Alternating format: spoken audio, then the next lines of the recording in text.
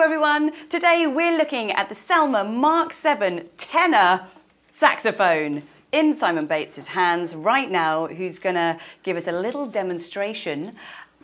Let's go.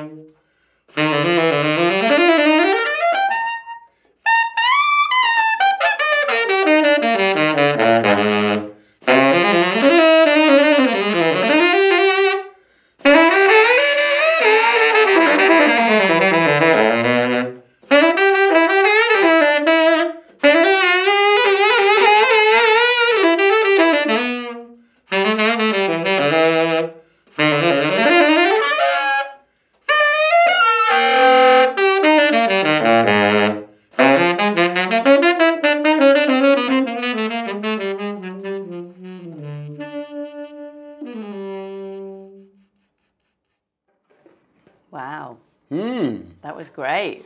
Yeah. The Selmer MkVII, the much underrated Selmer MkVII. Misrepresented, I think. So it's lived in the Mark VI's shadow for a long time. It has. I mean, there's a lot of snobbery about Selmer saxophones. There are some really duff Mark VIs. There are some really duff balance actions. There are some duff Mark VIIs. Yeah. There are some very duff Super Action 80s. But this is an absolute gem.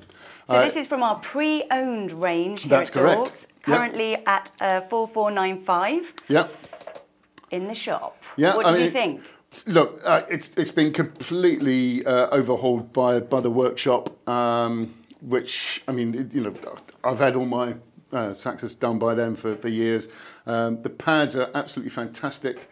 The lacquer, I can't work out whether it's natural or stripped, but I think this is naturally aged. Yeah, I mean, I love a lacquer-free saxophone. You know, I've had my Mark VI stripped.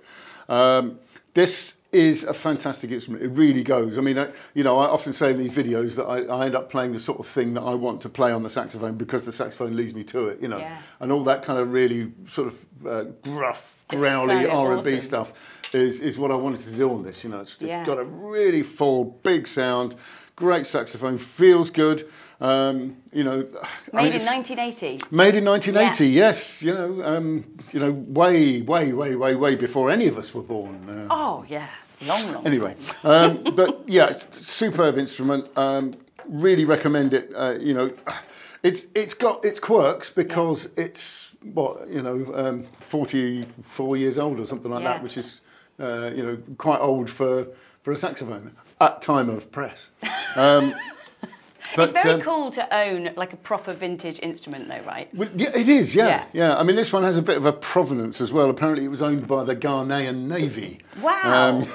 Which is, it's Must a have bit some of a bizarre backstory. But, you know, I mean, it just, as I say, it just blows really nicely. Yeah. It's had a couple of modifications, hasn't it? I think probably that's possibly due to maybe a little bit of damage. You know, the bow on the bell, the little brace there, is just a little bit dented, but I mean that doesn't affect the sound. It adds to the character. Yes. But they've added, you know, the cage there and just a neck screw. Okay. And we'll call it a kintsugi effect, will we? The Japanese, you know, when you break something, you put it back together to make it look even more beautiful. Oh, so you see the glue and all that sort of stuff. The glue and the new stuff on the warts and all. Yes. Yeah. Okay. Yeah, it's beautiful. I'll take your word for that. Yes. And obviously here at Dorks we will make any modifications you want with a pre-owned item especially. So come and check it out. And there's a 6-month warranty, I believe, as well. Is there? Yeah, that's standard on all their second-hand stuff. But I mean, all-round great instrument. I mean, you know, I must admit, I love the MkVII. I played one recently when I went over to Washington for my brother's wedding. And they hired me a MkVII, and I was thinking, oh no, it was beautiful. Oh, great! And that one looked like it was brand new, so I should have brought it back really. But yeah, I mean, a great instrument, really good instrument. It's not a starter instrument; it's something, you know, that you'd upgrade. But I think, you know, around £5 grand, this is great value for money for what it is. Yeah, less than. You got 500 quid in your pocket. Well, exactly. Yeah. So shall I play a bit more? And Come on, play us out.